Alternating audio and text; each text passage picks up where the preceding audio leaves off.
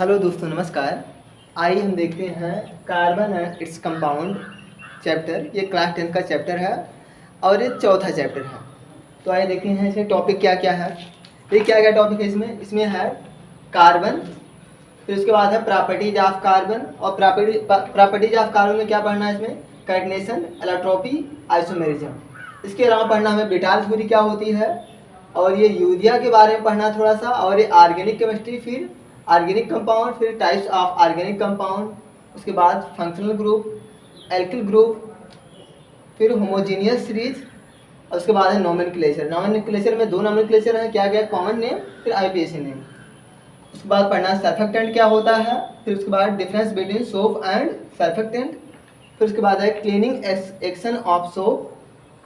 अगला है कंपाउंड्स, जिसमें क्या क्या है? दो कंपाउंड है, क्या है? एक है एथिल अल्कोहल, दूसरा है एसिटिक एसिड। तो इन सब के बारे में आइए हम सीखते हैं। देखिए, सबसे पहले क्या पढ़ना हमें? कार्बन। देखिए, कार्बन का जो एटॉमिक नंबर होता है 6 होता है, और ये बहुत सारे रूपों में पाया जाता है। जैसे एटमॉस्फेयर में CO2 के फॉर्म में पाया जाएगा, और इसके अलावा जैसे कि कार्बोहाइड्रेट में, स्टार्च में, और प्रोटीन, वसा मतलब फैट, इन सब के फॉर्म में ये पाया जाएगा। हमारे शरीर में भी, बॉडी में भी ये पाया जाता है। देखिए, कार्बन के बारे में क्या है? कार्बन का एटॉमिक नंबर कितना होता है? 6 होता है। एटॉमिक नंबर कितना है इसका? 6 है। और इसका प्रतीक कितना होता है? ये C इसका प्रतीक होता है कार्बन का। और देखिए, इसका इलेक्ट्रॉनिक कॉन्फ़िगरेशन क्या होता है इसका? ये होता है 1s2, 2s2, और ये होता है 2p2। अब देखिए, इसके आउटर मोस्ट सेल में कितने इलेक्ट्रॉन हो जाएगा? इस कॉन्फ़िगरेशन को हम लिख सकते हैं 2,4 लिख सकते हैं। अब देखिए, इसके आउटर मोस्ट सेल में जो है कितने इलेक्ट्रॉन है? ये 4 इलेक्ट्रॉन है। तो अभी जो है इसे जो है ऑक्टेट नियम के हिसाब से, ऑक्टेट रूल के हिसाब से जो है अपना ऑक्टेट पूरा करने के लिए क्या है? 4 इलेक्ट्रॉन और रिक्वायर्ड हैं। इसके लिए क्या करता है? ये 4 टाइप से बॉन्ड बनाता है। क्या क्या बनाएगी? देखिए, ये 4 टाइप से बॉन्ड बनाता है। क्या क्या है? पहले क्या है? ये जो चारों हो क्या हो? सिंगल बॉन्ड हो। आगे क्या ऑप्शन है? ये क्या है? ये दोनों क्या है? डबल बॉन्ड हो। या फिर अगला ऑप्शन है एक ट्रिपल बॉन्ड हो और एक क्या हो? सिंगल बॉन्ड हो। और जो चौथा ऑप्शन है ये क्या होता है कि दो एकल बॉन्ड हो और क्या हो? एक डबल बॉन्ड हो। क्या क्या? देखिए फिर से क्या है, ये क्या कर सकता है? अच्छा हाँ, इसकी देखिए, इसकी कोवैलेंसी कितनी होती है? इसकी बैलेंसी कितनी होती है? कार्बन की बैलेंसी होती है 4, क्योंकि इसके आउटर मोस्ट सेल में 4 इलेक्ट्रॉन है, इसलिए इसकी बैलेंसी कितनी होती है? कार्बन की 4 होती है। और इसलिए ये क्या करता है, जब 4 इलेक्ट्रॉन है तो 4 इलेक्ट्रॉन जो है और चाहिए ऑक्टेट पूरा करने के लिए। तो क्या करता है? ये 4 टाइप से बॉन्ड बनाता है। क्या क्या? चारों क्या है? सिंगल बॉन्ड हो। अगला क्या है? ये क्या? दो क्या हो? ये डबल बॉन्ड हो। अगला है एक ट्रिपल बॉन्ड हो, एक सिंगल बॉन्ड हो। फिर आगे क्या है? दो सिंगल बॉन्ड हो। अगला क्या है? एक डबल बॉन्ड हो। तो इस 4 तरीके से क्या कर सकता है? ये अपना ऑक्टेट पूरा कर सकता है। और देखिए, इसके सोर्स क्या क्या हैं? देखिए, एटमॉस्फेयर में जो है ये कैसे पाया जाता है? ये CO2 के फॉर्म में पाया जाता है। CO2 एटमॉस्फेयर में कितना पाया जाता है? ये 0.03% पाया जाता है। इसके अलावा जो कार्बोहाइड्रेट, प्रोटीन, फैट, इन सब में ये पाया जाता है, और हमारे बॉडी में भी ये पाया जाता है। तो ये शायद कार्बन के बारे में क्लियर हुआ होगा। फिर इसके बाद हम आ जाते हैं कार्बन की प्रॉपर्टी के बारे में। देखिए, कार्बन की प्रॉपर्टी क्या होती है? कैटनेशन क्या होता है? जो एलिमेंट होते हैं क्या करते हैं? आपस में एक दूसरे से जुड़ते जाते हैं, और इसके बाद क्या करते हैं? एक लॉन्ग चेन का फॉर्मेशन करते हैं। हम इस प्रॉपर्टी को क्या कहते हैं? कैटनेशन कहते हैं। याद रखना, कैटनेशन में क्या होता है? सेम एलिमेंट होना चाहिए, और सेम एलिमेंट क्या करते हैं? आपस में जुड़ते हैं। इससे क्या होगा?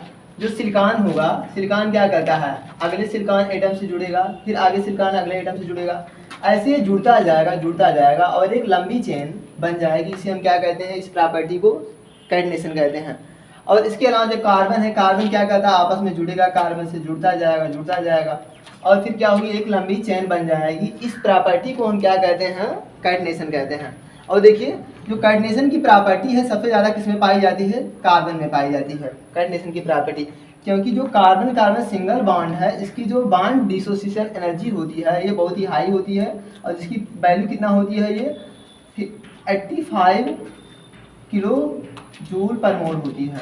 एक मिनट, 85 किलो कैलोरी पर मोल होती है। इसका मतलब क्या है, जब इसके एक मोल की जब हम इससे एक मोल को जब हम क्या करते हैं बांड को तोड़ते हैं तो क्या होती है 85 किलो कैलोरी एनर्जी हमें प्राप्त होती है। फिर सुनिए क्या है कैटनेशन क्या होता है, जब सेम एलिमेंट क्या करते हैं एक दूसरे से जुड़ते जाते हैं तो क्या होती है एक लॉन्ग चेन बन जाती है, और इस प्रॉपर्टी को हम क्या कहते हैं कैटनेशन कहते हैं। जैसे कार्बन में क्या होगा, एक कैटनेशन की प्रॉपर्टी सबसे ज़्यादा पाई जाती है। ऐसा क्यों होता है, क्योंकि कार्बन कार्बन सिंगल बॉन्ड की जो बॉन्ड डिसोसिएशन एनर्जी होती है बहुत ही हाई होती है, जिसकी वैल्यू कितनी होती है 85 किलो कैलोरी पर मोल होती है। अब इसके बाद हम आ जाते हैं क्या है एलोट्रोप्स ऑफ कार्बन। एलोट्रोपी क्या होती है, देखिए आपने देखा, पहले हम एग्जाम्पल पे आ जाते हैं। जैसे देखिए कार्बन के कई फॉर्म पाए जाते हैं, जैसे ग्रेफाइट होगा, हीरा होगा, फ्लोरीन है, इसके अलावा जो कोयला है यानी कोल है, तो ये सब क्या होते हैं कार्बन के एलोट्रोप्स होते हैं। और इसमें होता क्या है, इनकी जो फिजिकल प्रॉपर्टी होती है डिफरेंट होती है, लेकिन जो इनकी केमिकल प्रॉपर्टी होती है, जो रासायनिक गुण होते हैं क्या होते हैं अलग होते हैं। तो देखिए होता क्या है, तो इनकी डिफिनेशन क्या होती है कि जिनके ऐसे मतलब फॉर्म या ऐसे फॉर्म जिनके क्या होंगे फिजिकल प्रॉपर्टी क्या होंगी ये डिफरेंट होंगी, लेकिन इनकी जो केमिकल प्रॉपर्टी हैं क्या होंगी सेम होंगी, तो हम ऐसे फॉर्म को क्या कहते हैं एलोट्रोप्स कहते हैं। जैसे कि और इस फिनोमेना को हम क्या कहते हैं एलोट्रोपी कहते हैं।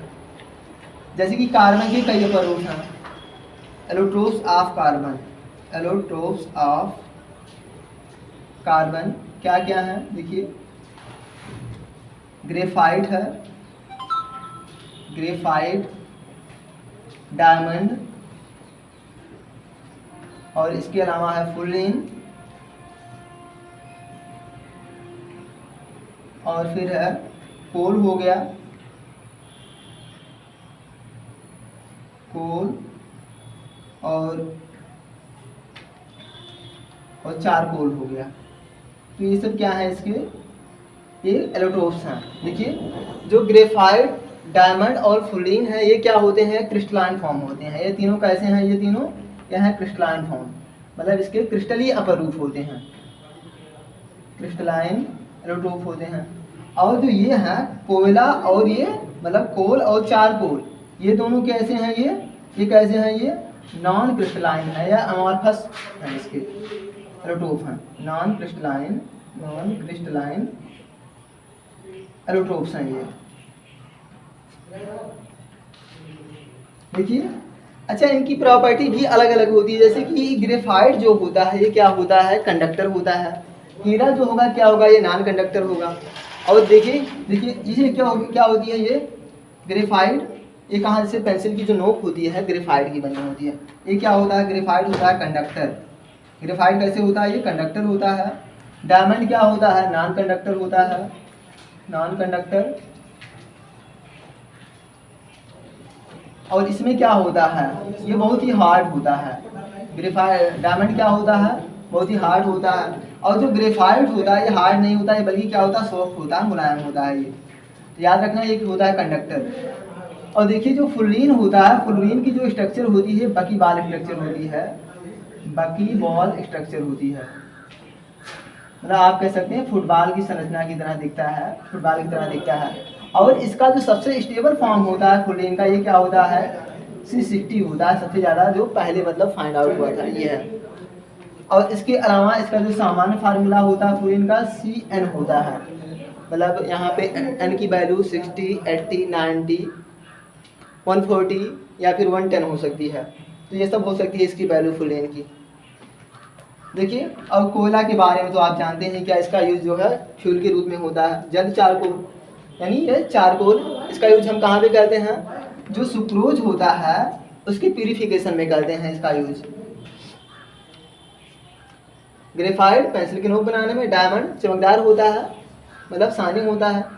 और याद रखना देखिए ग्रेफाइट के जो है जो स्टोन होते हैं उनमें छेद, मतलब हम कह सकते हैं कि जो चट्टान होते हैं, रॉक होते हैं, उनमें जो है छेद करने के लिए जो है इसका उपयोग करते हैं हम। और कहाँ पे इसका यूज होता है ये डायमंड का? जो ग्लास होते हैं उनको काटने के लिए इसका यूज होता है डायमंड का। इसका उपयोग पेंसिल, इसके अलावा जो है इलेक्ट्रोड में करते हैं, इलेक्ट्रोड बनाने में करते हैं। और अब इसके बाद हम आ जाते हैं अगले टॉपिक पर, क्या है? बिटॉल थ्योरी। बिटॉल थ्योरी, देखिए बिटॉल थ्योरी किसने दी थी? ये एक वैज्ञानिक थे बर्जीलियस, उन्होंने दिया था बिटॉल थ्योरी। और उन्होंने ये बताया बिटॉल थ्योरी में कि जो जीव होते हैं, या हम कह सकते हैं जो एनिमल होते हैं, उनमें एक विशेष प्रकार की जो है क्या होती है, पावर होती है, जिससे वो क्या करते हैं, ऑर्गेनिक कंपाउंड का फॉर्मेशन करते हैं। और इस थ्योरी को उन्होंने क्या कहा है? बिटॉल थ्योरी कहा है। इसे सुनिए क्या है, उन्होंने कहा जो है बर्जीलियस ने, किसने दिया है इसे? बर्जीलियस ने। और कहा गया है कि जो मतलब जो प्लांट होते हैं या फिर जो एनिमल होते हैं, उनमें क्या होती है, एक विशेष प्रकार की क्या होती है, पावर होती है, जिससे ये क्या करते हैं, ऑर्गेनिक कंपाउंड का फॉर्मेशन करते हैं। अर्थात हम ये कह सकते हैं, जो इन्होंने ये कहा था कि ऑर्गेनिक कंपाउंड जो है वो जो लैब में नहीं बनाई जा सकती है, इनसे ऐसे हम निष्कर्ष निकाल सकते हैं। अब हम आ जाते हैं यूरिया के बारे में। देखिए यूरिया क्या होता है? यूरिया इसका फार्मूला होता है NH2CONH2, इसका ये फार्मूला होता है।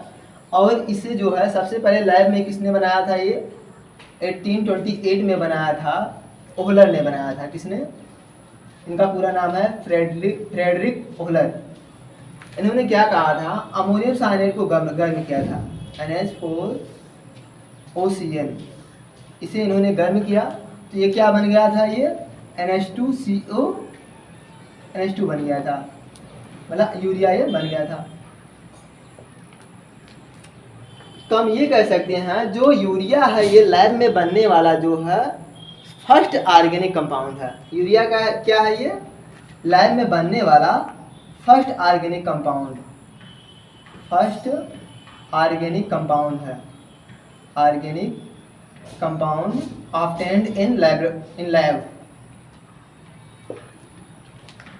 देखिए इस रिएक्शन से पहले क्या रिएक्शन इन्होंने करवाई थी, NH3 + HOCN, ये क्या हो जाएगा, ये हो जाएगा NH4OCN। इस रिएक्शन से पहले फिर ये वाला रिएक्शन, मतलब ये है सानिक अम्ल है और अमोनिया है, दोनों की क्रिया होगी तो क्या बन जाएगा, ये रेड करके बनाएंगे, ये अमोनियम साइनेट बनाएंगे। NH4OCN क्या नाम है इसका? अमोनियम साइनेट,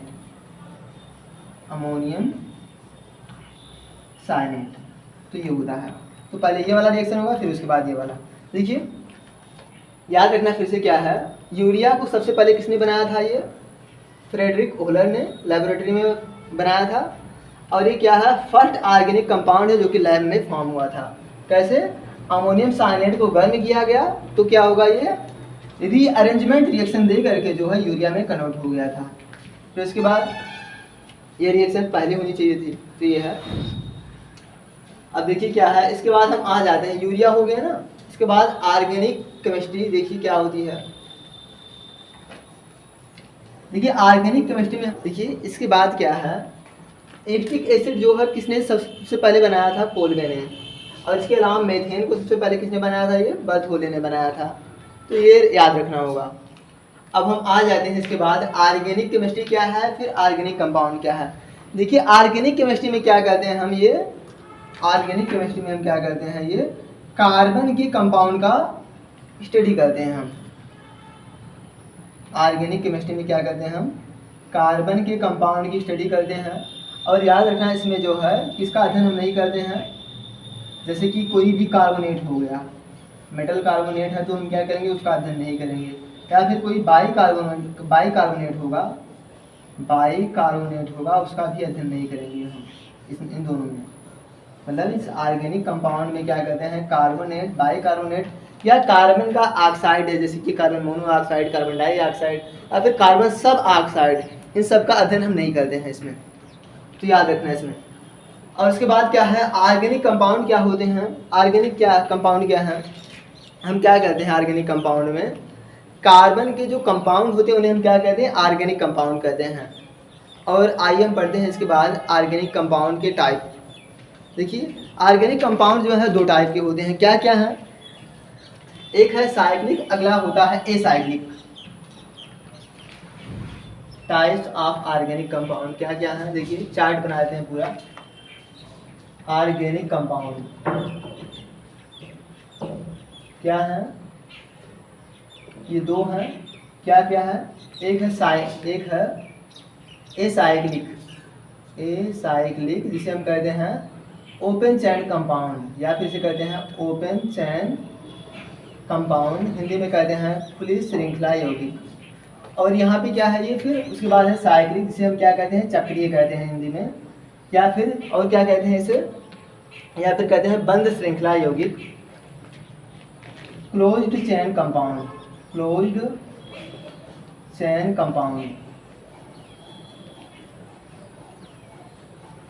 देखिए इसमें क्या होता है, जो एसाइक्लिक कंपाउंड है या फिर ओपन चैन कंपाउंड है, इन्हें एलिफैटिक भी कहा जाता है, इन्हें और क्या कहा जाता है, एलिफैटिक भी कहा जाता है। देखिए इनमें जो होती है कोई रिंग का फॉर्मेशन नहीं होता है इसमें। एसाइक्लिक में क्या होती हैं, इसमें दो टर्मिनल होते हैं, दो सिरे होते हैं इसमें, और इसमें रिंग नहीं बनता एसाइक्लिक में। और इसमें क्या होता है, ये साइक्लिक में क्या होता है, रिंग का फॉर्मेशन हो जाता है। और याद रखना जो एसाइक्लिक कंपाउंड है ये क्या होते हैं, दो टाइप के होते हैं, क्या क्या, एक होता है सेचुरेटेड, दूसरा होता है अनसेचुरेटेड।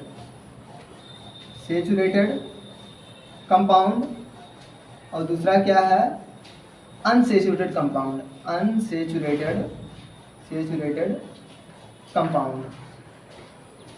अनसेचुरेटेड दो टाइप के होते हैं, क्या क्या, एक है एल्कीन और दूसरा होता है एल्काइन।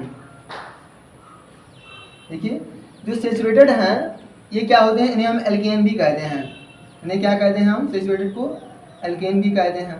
देखिए एल्केन में क्या होता है, इनमें जो है कार्बन कार्बन के मध्य क्या होता है, सिंगल बॉन्ड होता है। और जो एल्केन का फार्मूला होता है वो क्या होता है, एल्केन का फार्मूला ये होता है CnH2n+2 होता है इनका फार्मूला। और एल्कीन इनका फार्मूला क्या होता है, इनमें कार्बन कार्बन के मध्य डबल बॉन्ड पाया जाता है एल्कीन में, और इनका फार्मूला होता है CnH2n होता है। और एल्काइन में क्या होता है, इनमें कार्बन कार्बन के मध्य जो है ट्रिपल बॉन्ड पाया जाता है, और इनका जो जनरल फार्मूला होता है वो क्या होता है, CnH2n-2 होता है। याद रखना आप जैसे यहाँ n की जगह आप 1 2 3 4 5 रखते जाएंगे तो क्या होंगे, ये एल्केन श्रेणी के यानी सेचुरेटेड कंपाउंड क्या होंगे, प्राप्त होंगे। जैसे है यहाँ पर अगर हम 1 रखेंगे तो क्या होगा, ये 1 रखेंगे, देखिए C1 और हो जाएगा H2 × 1, फिर होगा +2 आ जाएगा 4 यानी CH4, इसका नाम है मेथेन। और इसके अलावा क्या होगा, जब यहाँ हम 2 रखेंगे तो आ जाएगा C2H6, 3 रखेंगे तो क्या होगा C3H8 आ जाएगा। ऐसे यहाँ पर एल्कीन में जब हम रखते हैं 1 2 3 4 5 तो क्या होगा, यहाँ जब हम 1 रखते हैं तो कोई कंपाउंड नहीं प्राप्त होता है हमें, क्योंकि CH2 प्राप्त होगा जो कि क्या होगा, वो अनस्टेबल होगा। यहाँ 2 रखते हैं आ जाता है C2H4 आ जाएगा, इसका नाम होगा क्या, इसका नाम होगा एथीन। क्या नाम होगा इसका, एथीन या फिर एथिलीन। और आगे क्या है, यहाँ जो 3 रखेंगे आ जाएगा C3H6, इसका क्या नाम होगा, ये होगा प्रोपीन। और जब यहाँ पर हम क्या करते हैं 1 रखेंगे तो कोई मतलब नहीं होगा, जब हम 2 रखेंगे तो क्या होगा, तो आ जाएगा यहाँ पर C2H2 आ जाएगा, इसका नाम क्या होता है, एसिटिलीन होता है। ये क्या है, एसिटिलीन। और इसके अलावा क्या, जब यहाँ 3 रखेंगे तो आ जाएगा C3, अब देखिए यहाँ 2 × 3 - 2 आ जाएगा, ये 6 - 3 यानी आ जाएगा 4, आ जाएगा C3H4। इसका क्या नाम होगा, ये होगा प्रोपाइन ना, 3 कार्बन है तो हम क्या यूज करेंगे, प्रोप यूज करेंगे। ये हो गया। अब देखिए जो साइक्लिक कंपाउंड होते हैं ये क्या होते हैं, ये 2 टाइप के होते हैं, क्या क्या, एक होता है होमोसाइक्लिक, अगला होता है हेट्रोसाइक्लिक। या फिर हम इसे और भी डिवाइड कर सकते हैं, एक होगा एरोमेटिक, अगला होता है एरोमेटिक कंपाउंड, एरोमेटिक कंपाउंड। आगे होगा फिर alicyclic compound, alicyclic compound.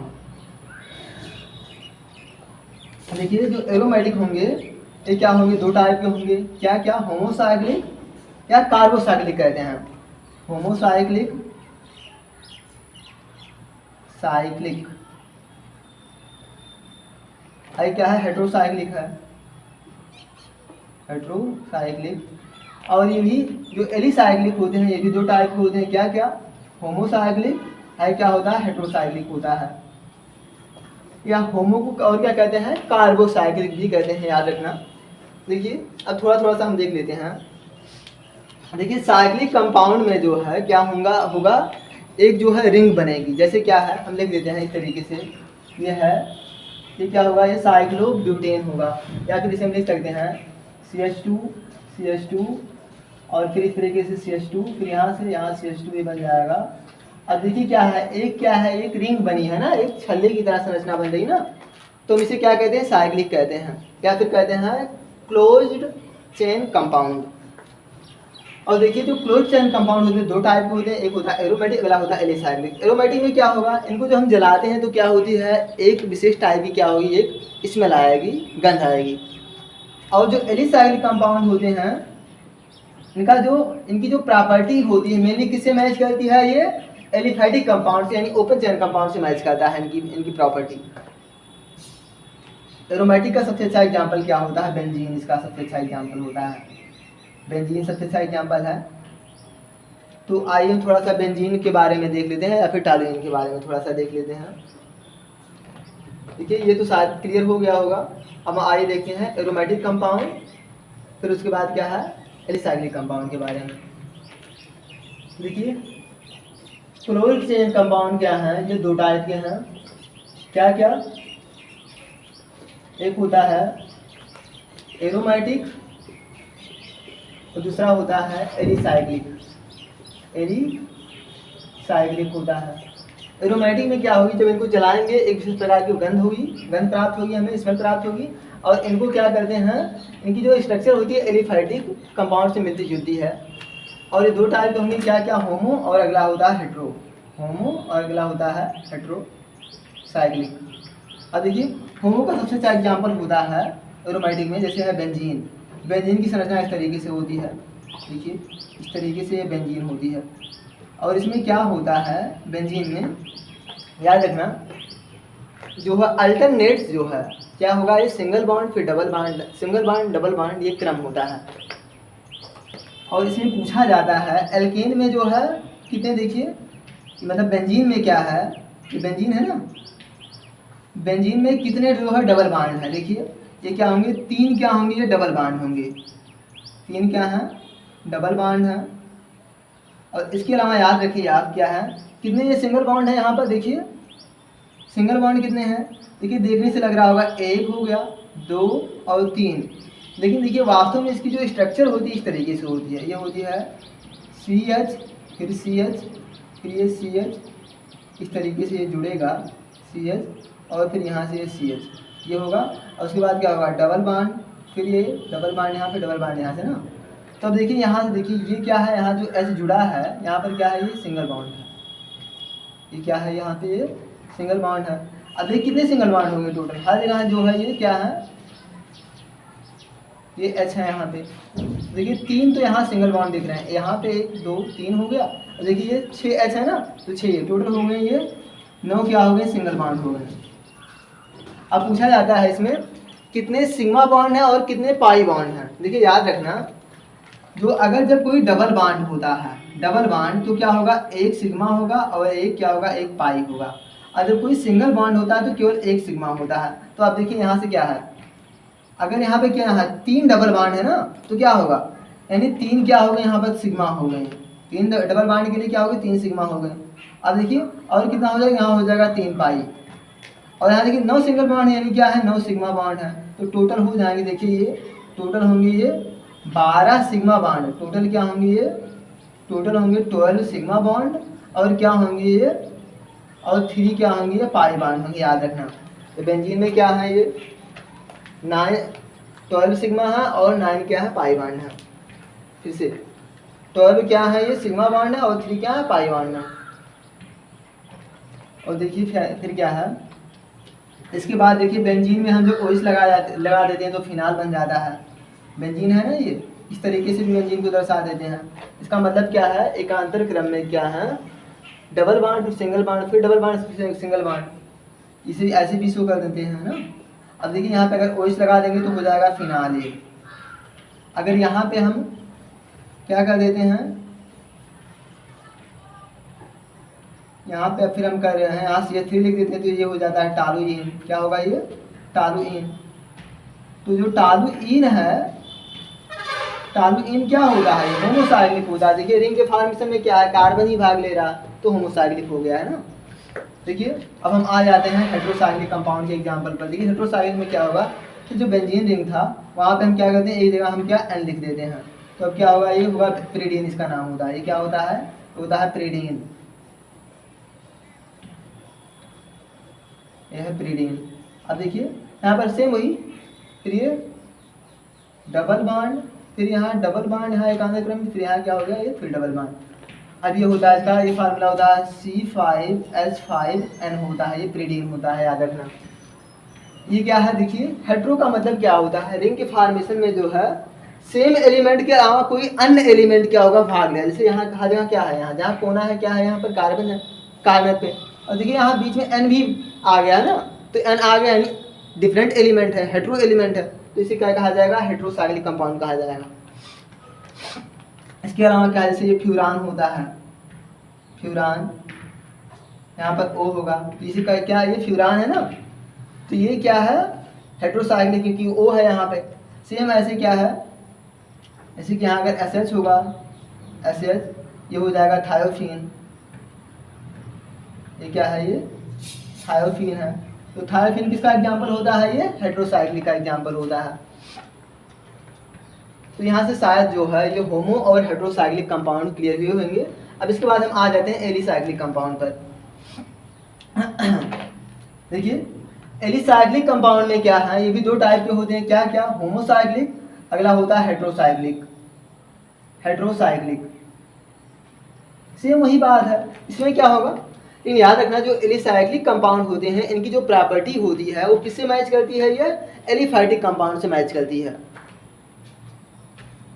Homocyclic में जैसे देखिए क्या है, इसे मान लेते हैं ये क्या है, ये है साइक्लोपेंटेन है, ये 5 कार्बन है, हो जाएगा साइक्लोपेंटेन। यहाँ देखिए 4 कार्बन है तो ये हो जाएगा साइक्लोब्यूटेन। साइक्लो क्या है, ये ब्यूटेन है।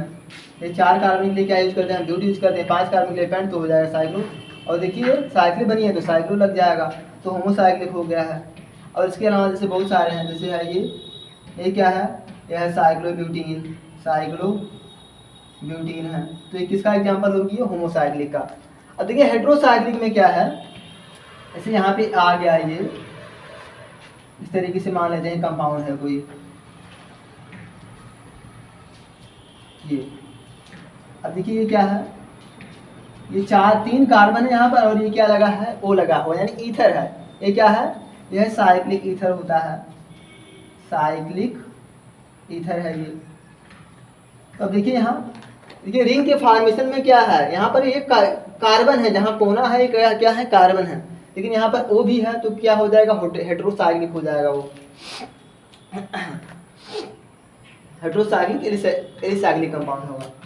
तो अब फिर इसके बाद हम आ जाते हैं फंक्शनल ग्रुप क्या होते हैं, एल्किल समूह क्या होते हैं, फिर उसके बाद होमोजेनियस सीरीज क्या है, फिर उसके बाद पढ़ेंगे हम नोमेनक्लेचर क्या होता है। थोड़ी देर बंद कराएं। देखिए इसके बाद है फंक्शनल ग्रुप क्या होता है। फंक्शनल ग्रुप को क्या कहते हैं, हम क्रियात्मक समूह कहते हैं। देखिए इससे मतलब क्या है, फंक्शन, ये मतलब क्या करते हैं, ये ऐसे ग्रुप होते हैं एलिमेंट के, तो क्या करते हैं, कंपाउंड के, जिन पर जो है कंपाउंड के फंक्शन डिपेंड करते हैं। हमें फंक्शन का मतलब क्या है, मतलब केमिकल प्रॉपर्टी क्या होती है, इन पर डिपेंड करती है। फंक्शनल ग्रुप पे क्या होती है, कंपाउंड की केमिकल प्रॉपर्टी डिपेंड करती है। और इसके अलावा एक होता है एल्किल ग्रुप। एल्किल ग्रुप पर क्या होता है, कंपाउंड की जो है जो फिजिकल प्रॉपर्टी डिपेंड करती है। इन पर फंक्शनल ग्रुप पर क्या होता है, कंपाउंड की केमिकल प्रॉपर्टी डिपेंड करती है, प्रॉपर्टी। देखिए जैसे ये है लिखा है C2H5OH। अब देखिए यहाँ पे जो OH है इस पर क्या करता है, ये इस कंपाउंड की जो है केमिकल प्रॉपर्टी डिपेंड करती है, इसलिए हम इसे क्या कहेंगे, फंक्शन ग्रुप कहेंगे इसे, या फंक्शनल ग्रुप कहेंगे। और जो ये वाला पार्ट होता है ये क्या होता है, ये वाला होता है एल्किल। ये क्या होता है, एल्किल ग्रुप होता है। और एल्किल ग्रुप पर क्या डिपेंड करता है, ये इस पर डिपेंड करता है फिजिकल प्रॉपर्टी कंपाउंड की।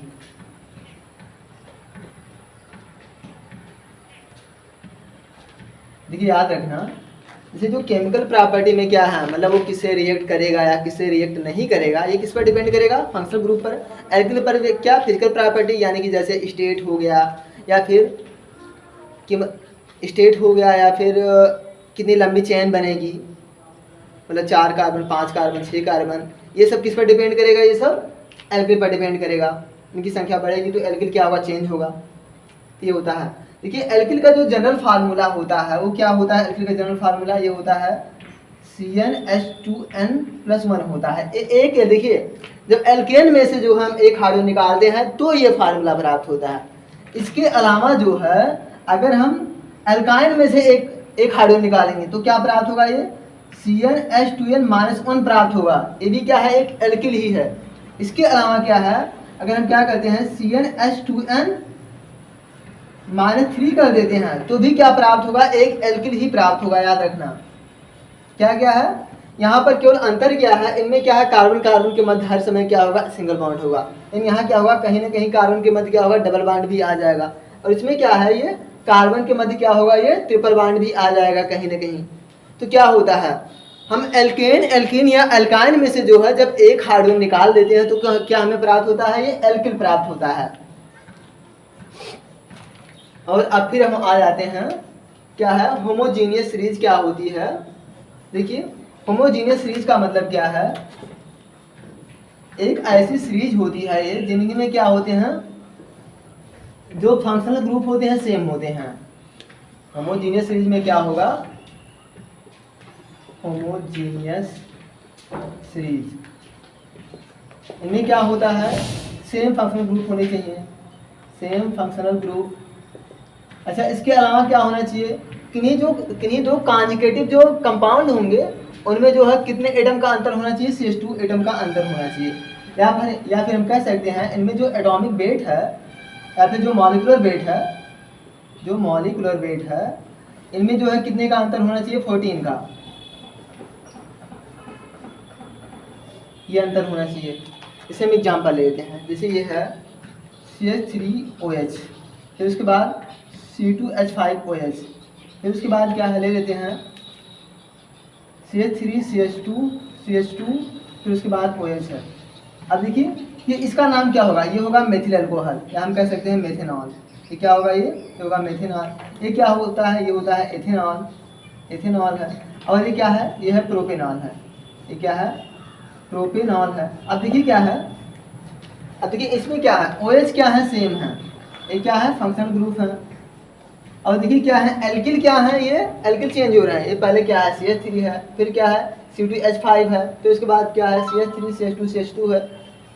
और इस तरीके से जब होगा तो ये क्या होगी, इसे हम कहेंगे होमोजीनियस सीरीज।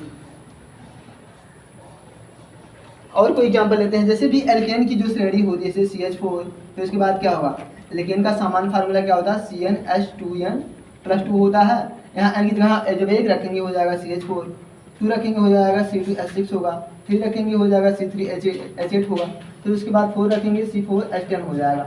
तो देखिए अब क्या है, ये कितने का अंतर दिख रहा है, देखिए कितने का अंतर है, ये CH2 का अंतर होगा ना। देखिए दोनों के मध्य, देखिए इसमें CH2 का अंतर है, फिर इन दोनों के मध्य देखेंगे CH2 का अंतर है, फिर इसमें क्या है CH2 का डिफरेंस है। और जब इस तरीके से डिफरेंस होगा तो क्या होंगी, ये होमोजीनियस सीरीज होती है। क्या क्या इसकी प्रॉपर्टी है होमोजीनियस सीरीज की, क्या है, सेम फंक्शनल ग्रुप होना चाहिए, CH2 का अंतर होना चाहिए, इसके अलावा कितनी है, मॉलिक्यूलर वेट में कितने का डिफरेंस होना चाहिए, 14 का डिफरेंस होना चाहिए। किसमें, किन्हीं दो कॉन्जुगेटिव कंपाउंड्स के डिफरेंस में जो है कितने का डिफरेंस होना चाहिए, 14 का। तो ये होता है। और याद रखना, जो होमोजीनियस सीरीज के जो कंपाउंड होते हैं इन्हें एक जो है जनरल फार्मूला से शो कर सकते हैं, और जो है ये क्या करते हैं, इन्हें एक मेथड से हम इन्हें बना सकते हैं, इनकी ये प्रॉपर्टी होती है। अब इसके बाद हम आ जाते हैं नोमेनक्लेचर पर। देखिए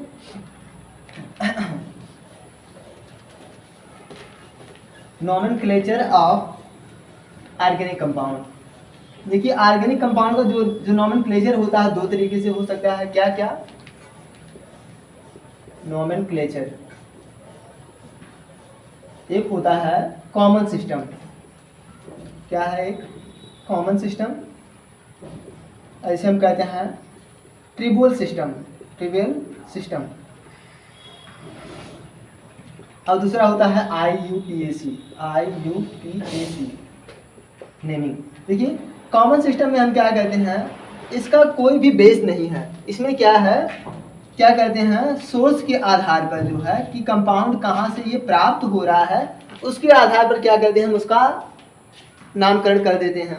और यहाँ पर क्या होता है, IUPAC में क्या होता है, हम कार्बन की संख्या के आधार पर, कार्बन की संख्या के आधार पर, और इसके अलावा किसके आधार पर, नंबर ऑफ कार्बन के आधार पर, और इसके अलावा किसके हम, और जो फंक्शनल ग्रुप होते हैं उनके बेस पर हम क्या करते हैं, ये उनका नाम दे देते हैं, उनको नाम दे देते हैं। जैसे कि क्या है, जो CH4 होता है ये कहाँ से प्राप्त होता है, ये मार्स से प्राप्त होता है, मतलब दलदली स्थानों से प्राप्त होता है। इसलिए हम क्या करते हैं, इसे कह देते हैं मार्स गैस। इसे क्या कह देते हैं, मार्स गैस कह देते हैं। और देखिए जो CH3COOH है ये कहाँ से प्राप्त होता है, मतलब विनेगर से प्राप्त होता है, सिरके से प्राप्त होता है। इसलिए हम इसे क्या कह देते हैं, एसिटिक एसिड नाम दे देते हैं। क्या नाम देते हैं इसे, एसिटिक एसिड। क्योंकि होता क्या है, जो एसिटम है, एसिटम है, इसका मतलब क्या होता है, एसिटम का मतलब होता है विनेगर या सिरका। और ये लैटिन वर्ड है ना, विनेगर, विनेगर। एसिटम का मतलब क्या होता है, सिरका। ऐसे ही देखिए जो HCOOH है ये कहाँ से प्राप्त होता है, हमें चींटी से प्राप्त होता है, एंड से प्राप्त होता है। और एंड को जो है इंग्लिश में क्या कहते हैं, फार्मिका कहते हैं। ये क्या है, फार्मिक अम्ल इसका नाम है, यह है फार्मिक अम्ल, फार्मिक एसिड है। और ये कहाँ से प्राप्त होता है, चींटी से, एंड से प्राप्त होता है। और एंड को इंग्लिश में क्या कहते हैं, मतलब लैटिन भाषा में क्या कहते हैं, इसे कहते हैं फार्मिका कहते हैं चींटी को। और इसलिए इसका नाम क्या हो गया, ये फार्मिक एसिड हो गया है। तो शायद जो है ये क्लियर हुआ होगा। इसके अलावा जो CH3COOH होता है, CH3COOH, CH3OH होता है, मतलब मेथिल अल्कोहल। इसे क्या कहते हैं, इसे कहते हैं वुड स्प्रिट। क्योंकि ये क्या होता है, वुड से प्राप्त होता है, लकड़ी से प्राप्त होता है, तो इसलिए हम क्या कहते हैं, इसे वुड स्प्रिट कहते हैं, वुड स्प्रिट। अब देखिए, अब इसके बाद हम आ जाते हैं IUPAC नेमिंग पर। देखिए IUPAC नेमिंग जो है, इसका पूरा नाम क्या होता है, इसका नेम है international union of pure and applied chemistry. क्या नाम है IUPAC का, इंटरनेशनल यूनियन ऑफ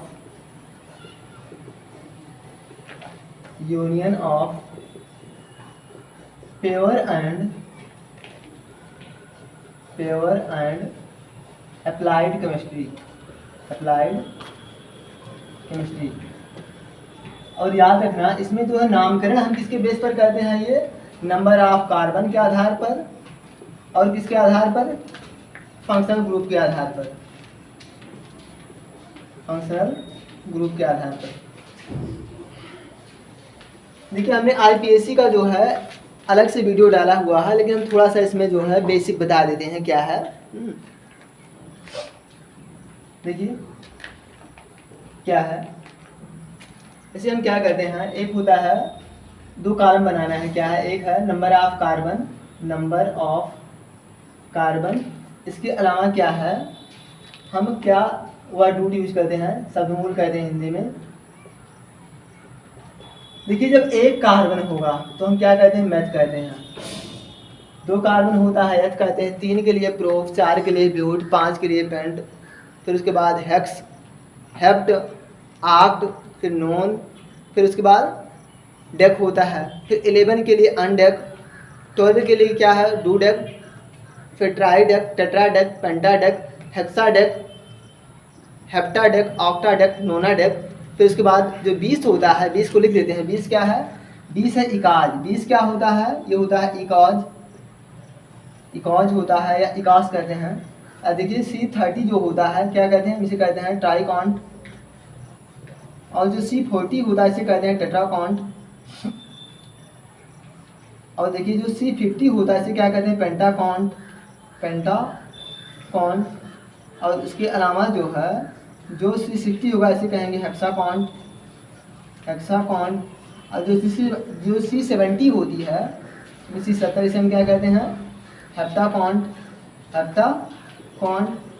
और जब कार्बन की संख्या 80 होती है, 80 होती है, इसे हम क्या कहते हैं? ऑक्टाकॉन्ट। और जब C90 होती है कहते हैं नोनाकॉन्ट, नोनाकॉन्ट। और जब C100 होता है इसे कहते हैं डेकाकॉन्ट। क्या है ये? डेकाकॉन्ट। अब देखिए, अब थोड़ा सा हम क्या कर देते हैं, थोड़ा सा इनमें कार्बन की संख्या 20 में जो अगर कोई जो है आ जाए तो फिर हम कैसे देखते हैं उसके बारे में थोड़ा सा देख लेते हैं क्या है। देखिए सबसे पहले क्या है, इसे ले लेते हैं हम 22 ले लेते हैं, 22। फिर उसके बाद लेते हैं 33। फिर उसके बाद ले लेते हैं 45, 54 ले लेते हैं, 67 और 80 ले लेते हैं, 86 और फिर 93 ले लेते हैं और 97 ले लेते हैं, क्या 57 ले लेते हैं। देखिए क्या होगा, ये 22 है। देखिए इसे हम तोड़ देते हैं 2 + 20 में। अब देखिए 2 के लिए हम क्या लगाते हैं? एथ। और क्या हो जाएगा, या फिर डू लगा देना। 2 के लिए क्या लगाएंगे? डू लगाएंगे यहाँ पर। और ए के लिए क्या लगाएंगे? अन लगाएंगे। ये हो जाएगा डू। और उसके बाद क्या है? 20 के लिए लगाते हैं इकाज, ये हो जाएगा डू इकाज। अब ये 30 क्या है, इसे हम तोड़ते हैं 3 + 30 में। अब तो 3 के लिए क्या हो जाएगा? ट्राई। और इसके लिए 30 के लिए क्या? कॉन्ट हो जाएगा try can't, try try can't, try try can't. अब देखिए 45 इसे हम तोड़ते हैं 5 + 40 में। अब देखिए 5 के लिए हम क्या यूज करते हैं? पेंटा। और ये 40 के लिए देखिए ये हो जाएगा ये टेट्राकॉन्ट, पेंटा टेट्राकॉन्ट हो जाएगा, यानी हो गया ये 45। और इसके अलावा ये क्या है? 54 है, तो इसे तोड़ते हैं 4 + 50 में। ये क्या होगा? देखिए 4 के लिए क्या लगाएंगे हम? 4 के लिए लगाते हैं हम टेट्रा। और उसके बाद ये क्या होगा? टेट्रा पेंटा कॉन्ट हो जाएगा ये। और इसके लिए क्या हम सेम ऐसे लिख सकते हैं हमारे पहले से ही, तो आप जो है इसे लिख सकते हैं। तो अब आ जाते हैं हम आईपीसी नेम पर। देखिए सबसे पहले क्या याद रखना हमें, जो है फंक्शनल ग्रुप और उनका सफिक्स क्या होता है।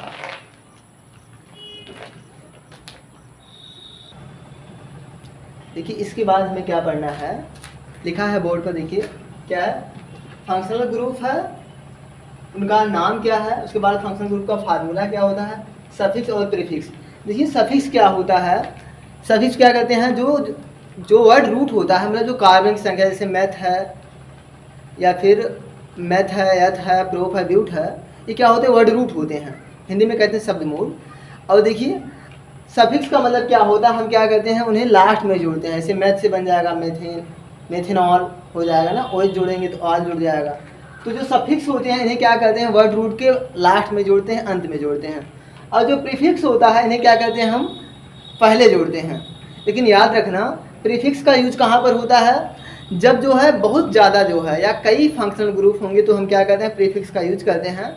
अदरवाइज हम किसका यूज करते हैं? ये सफिक्स का यूज करते हैं।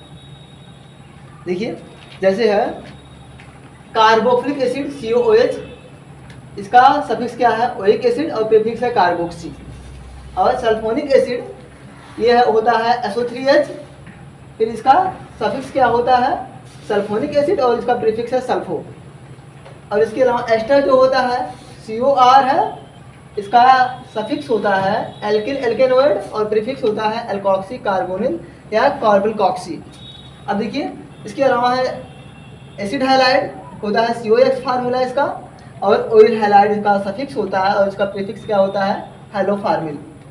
और देखिए एसिड एमाइड ये होता है CONH2, और इसका जो सफिक्स है एमाइड, और प्रीफिक्स कार्बामाइड। नाइट्राइल ये CN होता है, सिंगल बॉन्ड CN, तो इसका सफिक्स क्या है? नाइट्राइल, और प्रीफिक्स होता है साइनो। एल्डिहाइड CHO यानी कि या CO।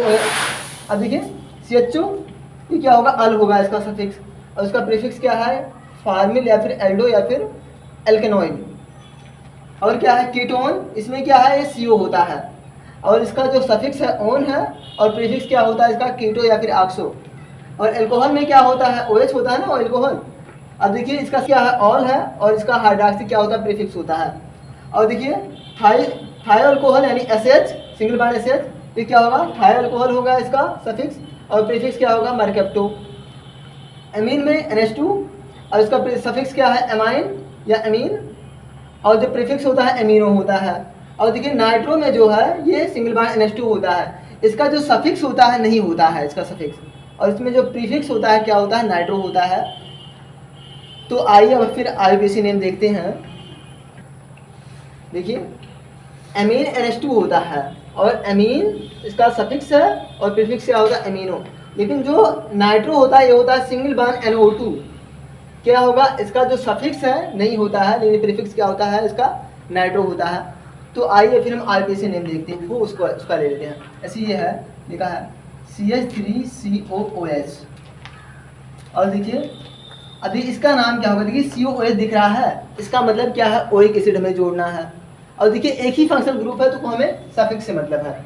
अब देखिए कितने कार्बन है, 1 और 2, मतलब 2 कार्बन है ना इसमें, तो हो जाएगा इसका नाम हो जाएगा, 2 के लिए हम क्या यूज करते हैं एथ, तो हो जाएगा एथेनोइक एसिड, एथेनोइक एसिड इसका नाम हो जाएगा।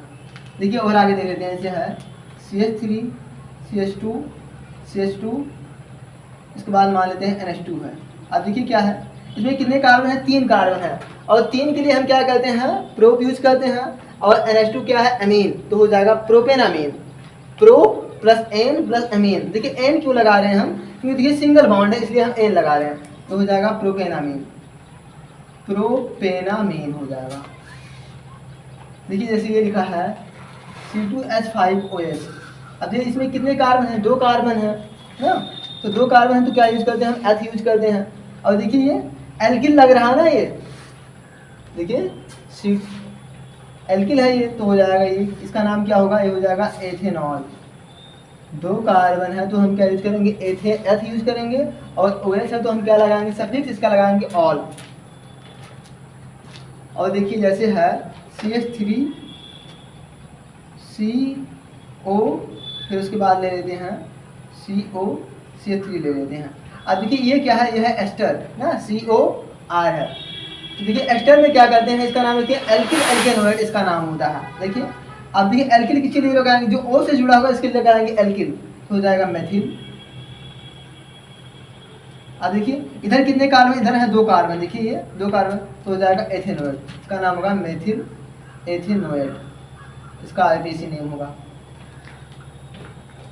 तो इस तरीके से जो है क्या करेंगे आप IUPAC नाम लिखेंगे। अब हम कुछ ऐसे कंपाउंड ले लेते हैं जिसमें क्या है कई फंक्शनल ग्रुप हों। देखिए जैसे लिखा है CH3 CH2 CH3COOH है, और यहाँ से मान लेते हैं OH लगा है। अब देखिए हम क्या करेंगे यहाँ से, सबसे पहले देखिए ये COOH है, और ये जो कंपाउंड ये लिखे थे किस आर्डर में थे, ये पीरियाडिक आर्डर में थे, मतलब जो ऊपर है उसको हम क्या करेंगे, उसको हम प्रीफिक्स दें, मतलब उसका हम क्या करेंगे सफिक्स लिखेंगे। जो टेबल में ऊपर लिखा था उसका हम क्या लिखेंगे सफिक्स यूज करेंगे, और जो नीचे होगा उसका हम क्या करेंगे प्रीफिक्स यूज करेंगे। अब देखिए ये COOH है ना, अभी इसे नंबर करते हैं 1 2 3 और ये हो जाएगा 4। अब देखिए OH कहाँ पे जुड़ा है, ये जुड़ा है 2 नंबर कार्बन से ना, हो जाएगा 2।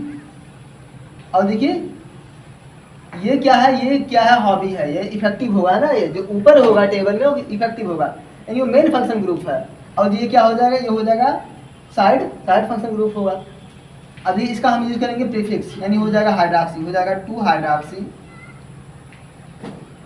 हाइड्रॉक्सी। और उसके बाद देखिए कितने कार्बन है इसमें, 4 कार्बन है ना, तो हो जाएगा butanoic acid.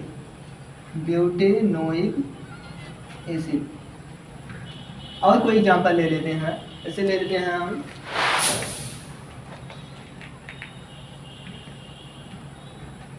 CH2 CH2 CH3, यहाँ पर हम कर देते हैं आपकी बात यहाँ पर हम NH2 कर देते हैं। देखिए क्या है, हम क्या करेंगे, नंबरिंग करेंगे सबसे पहले। और देखिए ये क्या है, ये ऊपर था, CH2 क्या था, ऊपर था, NH2 क्या था, नीचे था। अब देखिए यानी ये वाला मेन हो गया फंक्शन, यानी अल हमें लगाना है। इसका क्या लगाएंगे हम, इसका लगाएंगे सफिक्स, और जो नीचे है उसका क्या लगाएंगे हम, प्रीफिक्स लगाएंगे। मतलब जो सारणी में, जो टेबल में जो नीचे था उसका हम क्या लगाएंगे, प्रीफिक्स लगाएंगे, प्रीफिक्स ना। अब देखिए इसके लिए क्या लगाएंगे, एमिनो हम लगाएंगे। 1 2 3 4, ये हो क्या हो जाएगा, ये हो जाएगा 2 एमिनो, 2 एमिनो। अब ये कितने कार्बन है, 4 कार्बन है ना, तो हो जाएगा ब्यूटेनल, 2 एमिनो ब्यूटेनल, ये इसका IUPAC नेम हो जाएगा।